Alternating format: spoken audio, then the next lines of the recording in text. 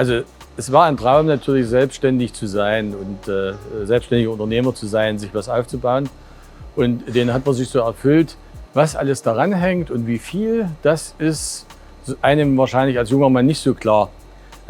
Da sind die Prämissen anders gesetzt und man geht einen Weg und entwickelt sich natürlich. Also ich erinnere mich sehr gut daran, weil ich vor einem gigantischen neuen Werk sozusagen stand, ne, was ich selber gebaut habe, was ich schon betreut habe. Und das war schon unvorstellbar und für die Zukunft gar nicht so absehbar. Nach kurzer Zeit, quasi nach einem Jahr, war ich schon selber erstaunt, wie sich das entwickelt hat. Also es ging schneller wie gedacht.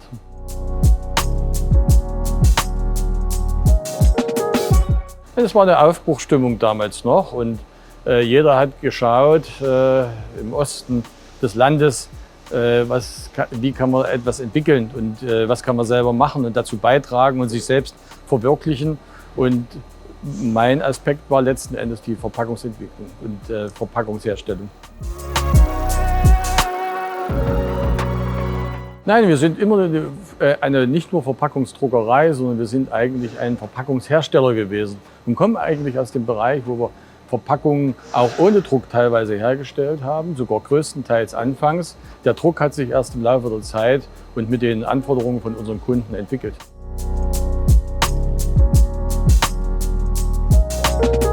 Na gut, es gibt immer wieder Veränderungen im Alltag eines Unternehmers. Bei jedem Menschen gibt es diese Veränderungen. Man muss halt diesen Weg gehen und immer wieder neu überlegen, schlage ich den richtigen Kurs ein oder nicht. Und wenn ich der Meinung bin, ich muss irgendwas verändern, dann muss ich das auch tun. Am Anfang sind wir also sehr schnell gewachsen und ich habe festgestellt, dass das nicht unbedingt gesund war. Also das Ergebnis blieb weit hinter dem zurück, was ich eigentlich wollte. Und der Krankenstand erhöhte sich schlagartig. Und die Verbindung, und das ist mir immer wichtig gewesen zu meinen Mitarbeitern, wurde immer schwächer. So dass ich also teilweise nicht mal jeden mehr richtig kannte. Ich kannte die Familiengeschichte nicht und nichts. Das war mir zu wenig. Und am Ende haben wir uns entschlossen, wir gehen den Weg wieder ein Stück weit zurück und wachsen lieber organisch. Und das hat sich wirklich bewährt bis heute. Also es ist immer schwer, die richtige Entscheidung zu treffen. Manchmal, gerade wenn es ein junges Unternehmen ist, hängt es natürlich oft auch mit der Finanzierung zusammen. Mit der Überlegung hängt es zusammen, wo möchte ich mich hin entwickeln? Ist die Technik dementsprechend ausgerüstet, um entweder für die Zukunft schon gewappnet zu sein oder muss ich später vielleicht nochmal neu investieren? Aber es ist eine gute Investition, die ich dann vielleicht auch verkaufen kann und kann wieder neu dazu kaufen, wie ich wachsen kann. Also man muss genau überlegen, was ist jetzt erstmal für den nächsten Zeitraum, 5 bis 10 Jahre, wäre alles gut für mich. Und dann zwischendrin schaut man immer wieder zurück, was habe ich geschafft, wo will ich hin, ist der Stand noch so, wie ich ihn brauche. Und wenn ja, dann gehe ich den Schritt weiter und wenn nein, dann muss ich korrigieren, völlig normal. Ich glaube, die Verbindung zu unseren Kunden ist für uns mit das Wichtigste. Deshalb haben wir also auch schon von Anfang an immer eine sehr enge Bindung mit unseren Kunden. Wir merken das schon in der ersten Phase des Kennenlernens.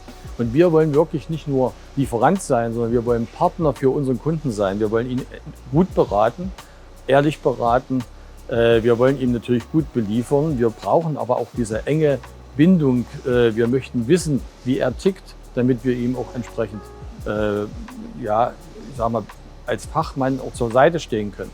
Und in diese Richtung sind wir über die vielen Jahre gegangen und wir haben heute immer noch enge Verbindungen zu Kunden, die wir schon seit Anfang an, von der ersten Stunde an, auch unseres Existierens haben.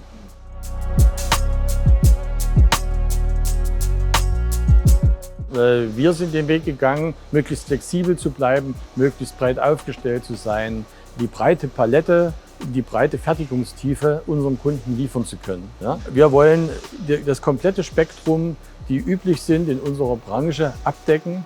Wir möchten nicht nur auf eine Branche reduziert werden und möchten damit natürlich am besten unsere Kunden beraten können, was wir für ihre für ihr Problem quasi als Verpackungslösung vorschlagen.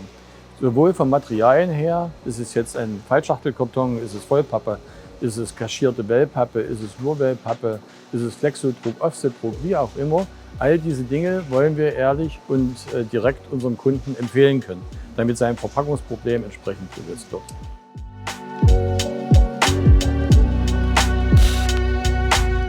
Also KBA ist für mich schon immer überhaupt der Spezialist für den großformatigen Offsetdruck gewesen. Solide Technik, die man anwenden kann und die heute immer noch Bestand hat und die auch langjährig Bestand hat. Das war für mich erstmal wichtig bei der Investition in die Drucktechnik. Dass wir vorher schon in Standstechnik investiert haben, die heute zu KBA gehört, ist eher doch ein Zufall. Oder vielleicht haben wir auch damals schon bezüglich der Standstechnik auf das richtige Pferd gesetzt.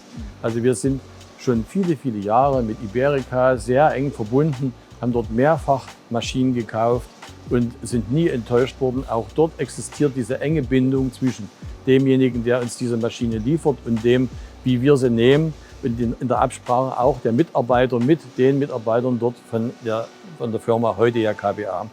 Und dasselbe Thema haben wir mit Duran Machinery gehabt, also heute auch gehören zu KBA. Wir sind sehr glücklich, dass sich dieses so ergeben hat. Aber es ist nicht durch uns inspiriert, sondern wir waren vorher inspiriert und sind heute einfach in dem glücklichen Umstand, dass alles zu einem Konzern gehört.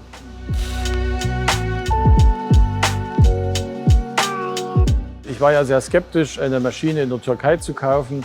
In der Anfangszeit, Platzhirsch war immer ein anderer Hersteller in Deutschland bzw. in der Schweiz. Aber trotzdem hat mich das schon interessiert, auch um ein bisschen Wettbewerb anzuschieben. Und wo ich dort vor Ort kam, die Kollegen waren alle sehr, sehr freundlich und sie fragten mich, möchtest du 15 oder 20 Unternehmen anschauen, wo diese Maschinen zuverlässig arbeiten? Und ich sagte dann einfach so heraus, natürlich 15. Und wir sind wirklich dann an 2 Tagen zu insgesamt 15 Unternehmen gefahren, in völlig unterschiedlichen Gegenden, mit völlig unterschiedlichen Ausgangspunkten. Wir haben dort vorgefunden eine Produktionshöhle, wenn man so möchte, dunkel und duster, aber mit einer wunderbaren Maschine, die in einer Höchstleistung dort produziert hat, was uns sehr beeindruckt hat. Und wir waren genauso unter Reinraumbedingungen unterwegs, die für die Pharmazie produziert haben und waren dort genauso eingenommen, so dass es für mich überhaupt keinen Zweifel gab, dass diese Maschinen wirklich gut funktionieren. Das Preis-Leistungs-Verhältnis ist für mich das entscheidende Moment gewesen. Und hier habe ich jetzt gesehen, dass es Maschinen gibt, die unwahrscheinlich gut und zuverlässig produziert haben, zu einem damals Investitionspreis, wo ich gesagt habe, ja, das hilft ja auch, um bei anderen Kunden einen besseren Preis anbieten zu können. Heißt also, bei gleicher Leistung, geringere Investitionskosten, das dürfte für mich besser sein. Und der Schein hat nicht getrügt, somit sind wir gut gewachsen. Also Iberica war überhaupt die erste neue Maschine, die ich in meinem Berufsleben gekauft habe. Dann habe ich natürlich einen besonderen Hang dazu und damit auch zu Barcelona. Die Kollegen waren unwahrscheinlich nett, aber die Maschine hat mich natürlich überzeugt. Sie war kompakt, sie war preiswert und sie hat genau das gebracht, was wir wollten. Und deshalb haben wir dort also auch investiert, schon das erste Mal. Die Betreuung auch danach war genauso, wie wir uns das vorgestellt haben. Wir waren ja quasi unwissend, hatten wenig Fachkenntnis auch auf diesem Gebiet mit hochmoderner Technik. Und das hat dazu geführt, dass wir natürlich auch bei der nächsten Investition daran gedacht haben, Iberica ins Boot zu holen, zu sagen, sag uns mal, wie haben sich eure Maschinen entwickelt? Und wir haben dann immer wieder diese Neuentwicklungen gesehen, die immer auf der Basis gemacht worden sind von den Maschinenbedienern, die sie letzten Endes auch in der Praxis benutzen müssen.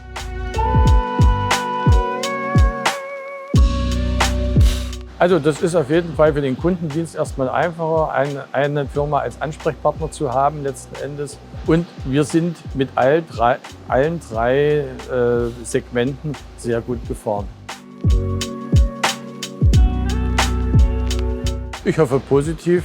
Sollte die wirtschaftliche Lage sich vielleicht sogar noch verbessern, dann müssen wir weitere Investitionen tätigen. Und da bleibt man natürlich seinen alten Partnern treu.